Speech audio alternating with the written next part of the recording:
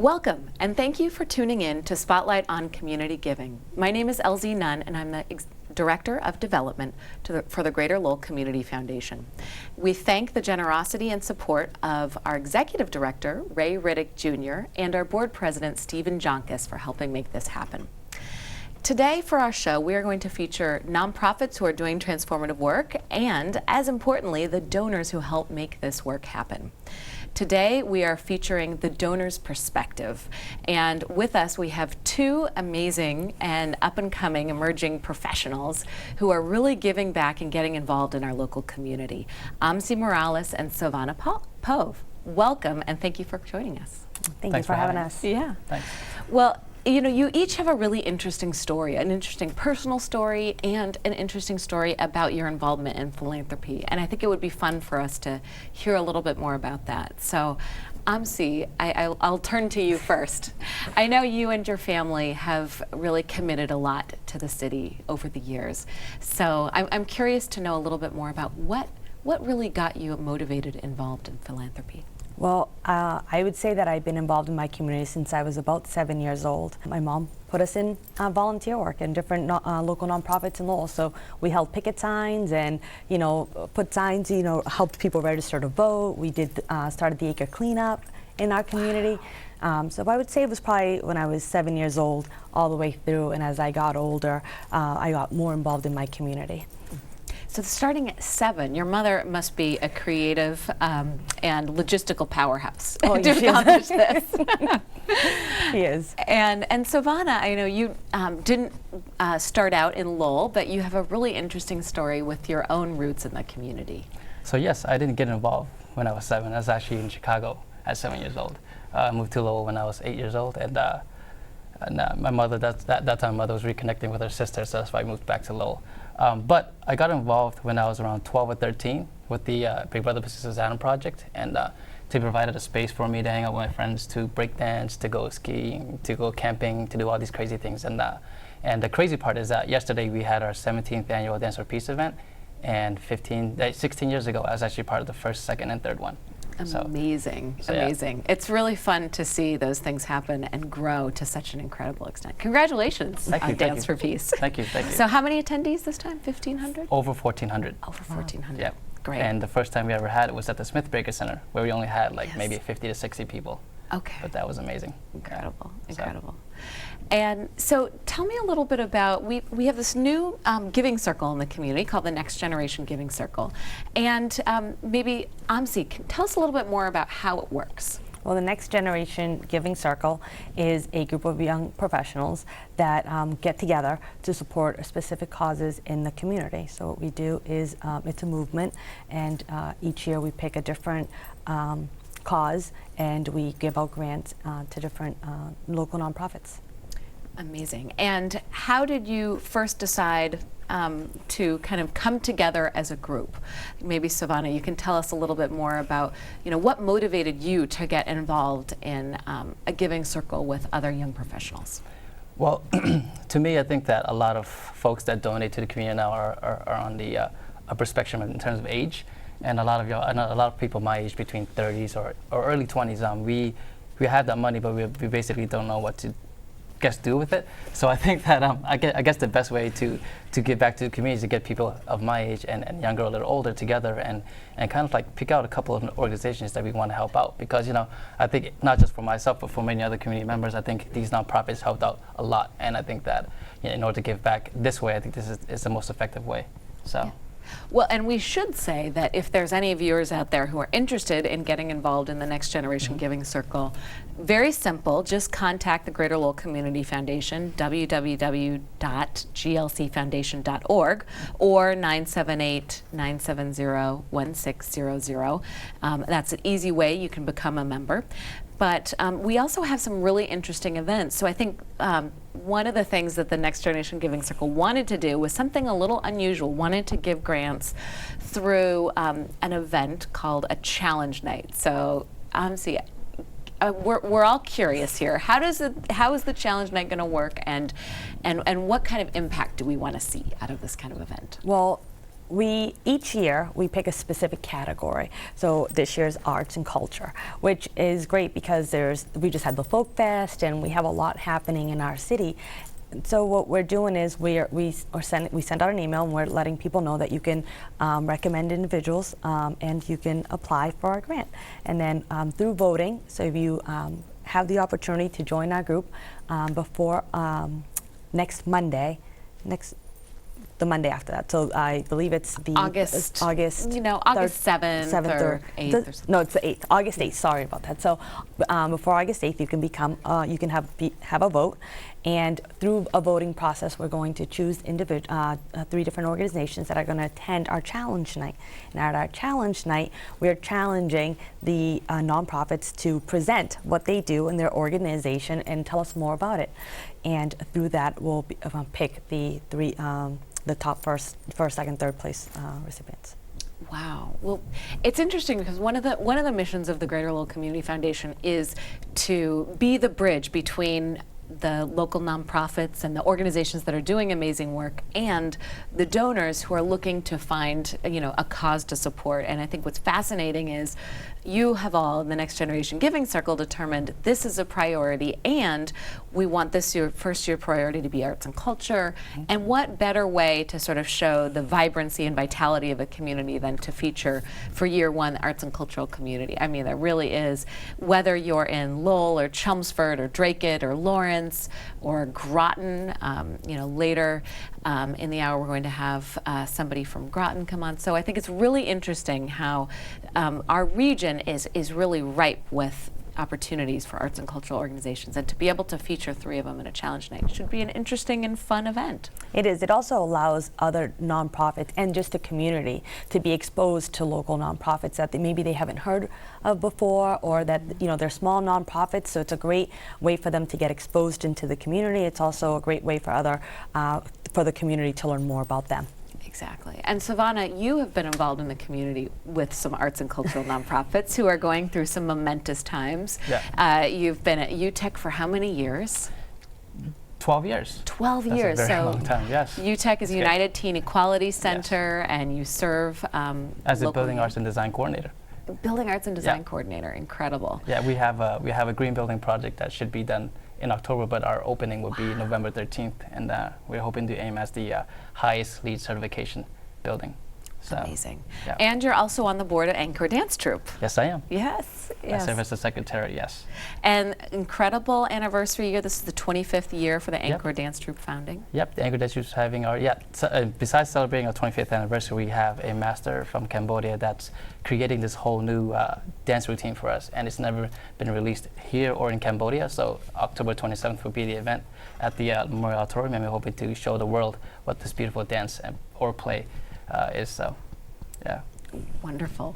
Yeah. Well, Amsi, Sovanna, it's been absolutely delightful to chat with you a little bit more about the work that you do in the community and how you're really making the community a better place through your commitment, your resources, and your time. So it's been a pleasure.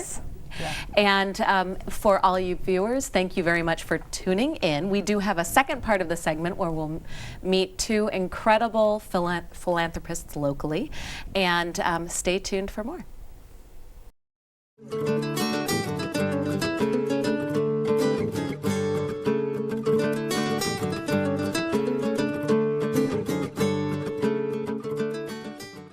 Hello, and welcome back to Spotlight on Community Giving.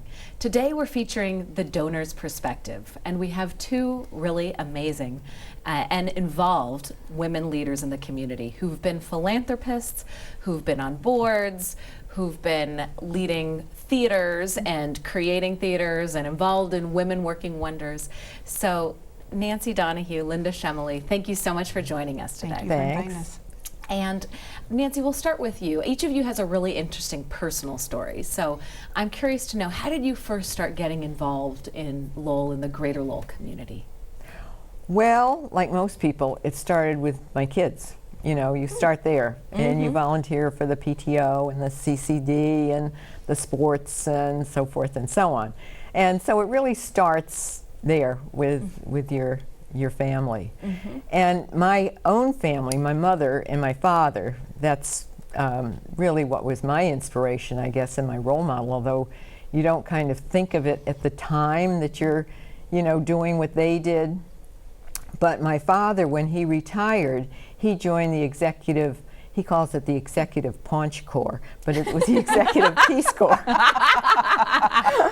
where he would go and to different countries. He was an engineer, and he would help them solve problems and so forth. So they were in Greece for several months, and then in the Philippines. And while there, my mother would volunteer, and actually she ended up bringing she used to read English to blind Greek young people. And then she got very friendly with this young woman and arranged for her to get to the Perkins Institute here. Mm-hmm. And then in the Philippines, she volunteered for a museum and put artifacts together from digs and so forth. So and she was very involved in her own life here in the States when they were here, volunteering and totally. So that's where I got it from. And she was fascinated with cultures and heritage as you are. Yeah. So. And different people, and she loved it all. Mm-hmm, Yeah. Mm-hmm. So I guess, it's kind of built into your being. And as I say, it starts with the kids, and then it gradually moves on. As the kids move on, you kind of evolve and start doing different things. Mm-hmm. And so, Linda, I'm curious to see, from your perspective, did it start with your kids? Did it start with you getting to a certain place in the community or in your life where you just thought, okay, now I'm at a place in life where I can give back in a different way? All of the above. Well, it's interesting. Again, I look at my parents, and my mom and dad were very involved in the community. My dad owned the newspaper in Chelmsford for 50 years, and he was a founder of the Lions Club in Chelmsford. He was president of the Rotary Club in Lowell, involved for many, I think he might have had perfect attendance. That's very important as a Rotarian. So I had him as a role model, and my mom was a Rotarian with the Rotary Club. They were just very involved, and myself in high school, I volunteered at Camp Paul, which is now known as the Paul Center, in the summertime. So I, just right near that Carlisle border. Exactly. Yep. And my girlfriends and I said, let's do this. Booster Club, just something that I did, and I always knew that I wanted to volunteer. Mm-hmm. Even when I had no money. Mm-hmm. I mean, believe me, I had no money, Mm-hmm. and I did then want to volunteer and give back to the community. And then I married John Chemaly. Mm-hmm. And John is a workhorse in the community. He broke the mold. I mean, I cannot believe how he thinks. He has taught me to think a different way, and I always had the propensity to be, very much like him. But he is like, honey, we can help them out.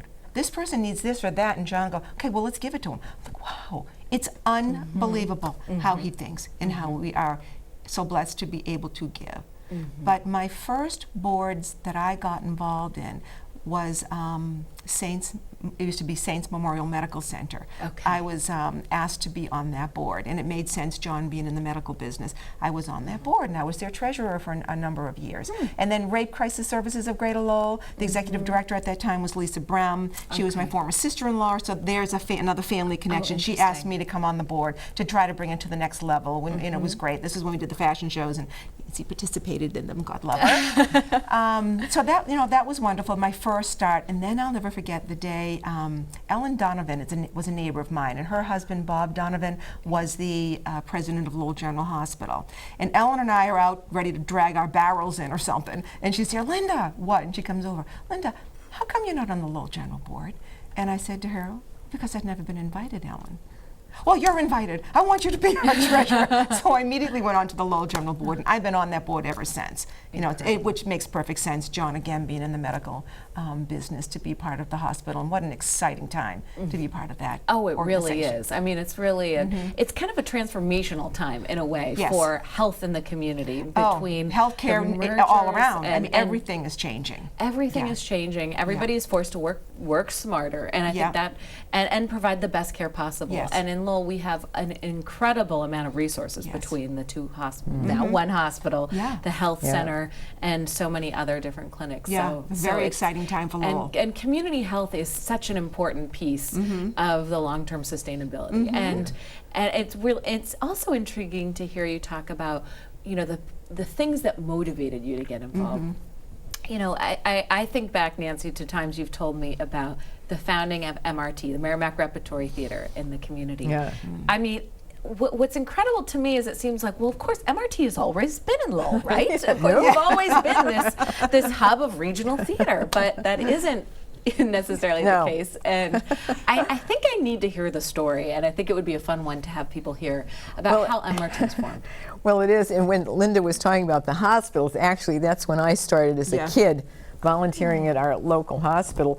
And just a funny little story there, back in those days, you couldn't have a lot of visitors. So my job was to stand at the end of the corridor and have names and only 2 people at a time and no kids and so forth. How different it is today when it's everything, you know, it's like a city, all the hospitals. Rooms, It really is. Yeah. But I think, and then in Lowell I started at Saints as well.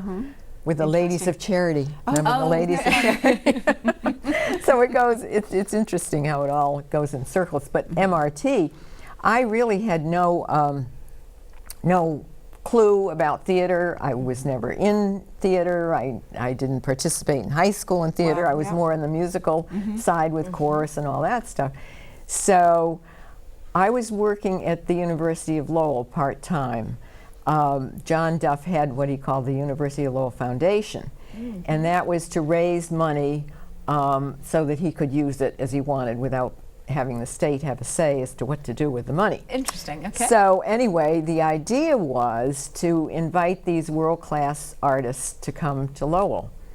And so that's what I did. And we had Yo-Yo Ma and Laura Mazel and Marcel Marceau and Isaac Stern, Benny Goodman. And so we were in the business of importing things like that to the university. And while I was there, these 2 young theater people came with a woman, Barbara Abrahamian, and said, oh, well, what about starting a theater here? Wouldn't it be nice to have a theater in Lowell? And I said, oh, yeah, that'd be nice. Not having a clue as to what it entailed. What you weren't in for. No. So anyway, I talked to John Duff about it, and he was the president at the time of the university, and he was all excited about it. And then the various people in the communities I knew, there was a VP at Wang that I knew, and so I got some people together. Ted Leonsis was one of them, and he was just a young kid at the time. But anyway, we formed a board, and I became the president of the board. And the 2 young guys, John Briggs and Mark Kaufman, one was the artistic director and one was the executive director. And so we started at Mahoney Hall at the university. And we sold tickets on the train to Boston. We had a booth set up on the sidewalk downtown selling tickets and subscriptions. And like boss ticks. And you've got people to come, but your own startup, And it was a startup, definitely. But I had no clue, as I say, of what it entailed. And a friend of mine invited me to the opera in New York during this, startup. And I looked at the stage at the opera, and all I could see was dollar signs coming down.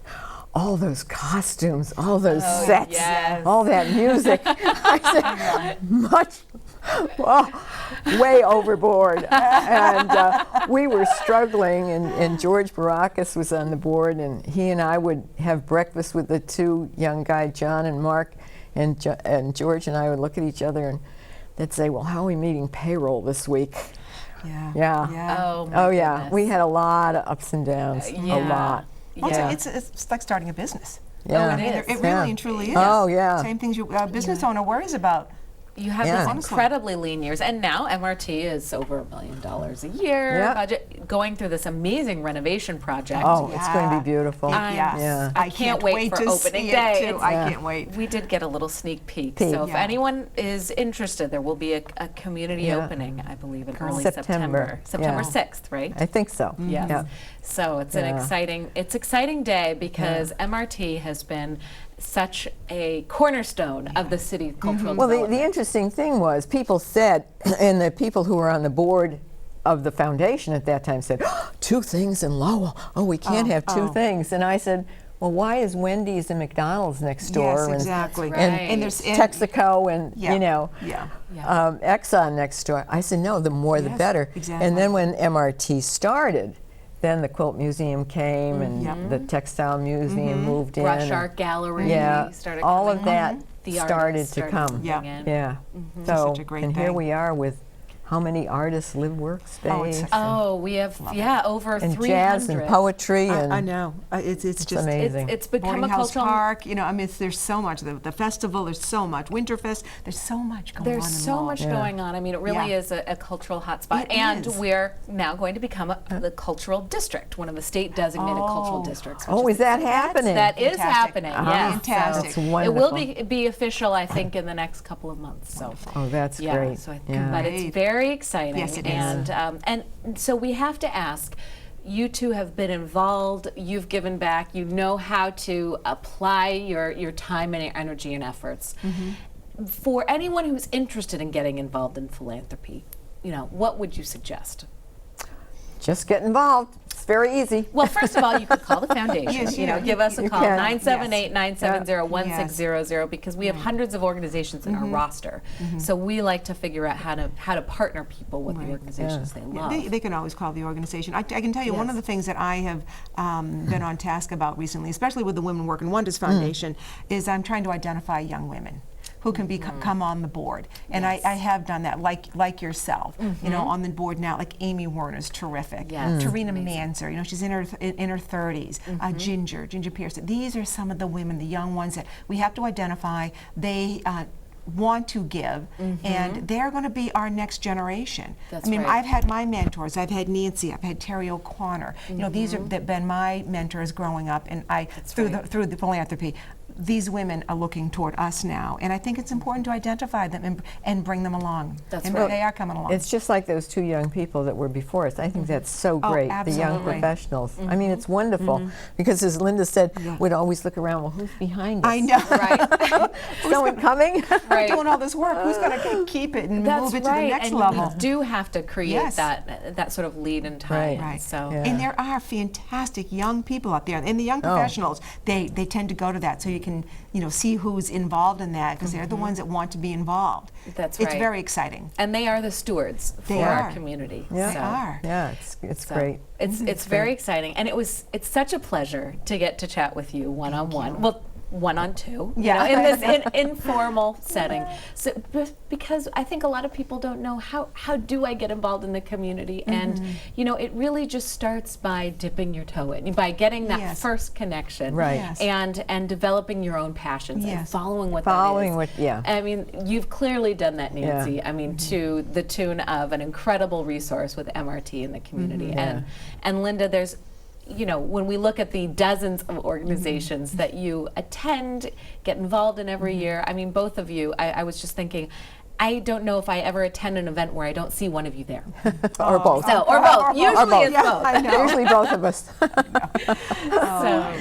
Well, it's been a pleasure to chat with you. And to viewers, anyone who's interested in becoming a donor or featuring your own organization on our Spotlight on Community Giving, do contact us at Greater Lowell Community Foundation, 978-970-1600, or find us on the web, www.glcfoundation.org.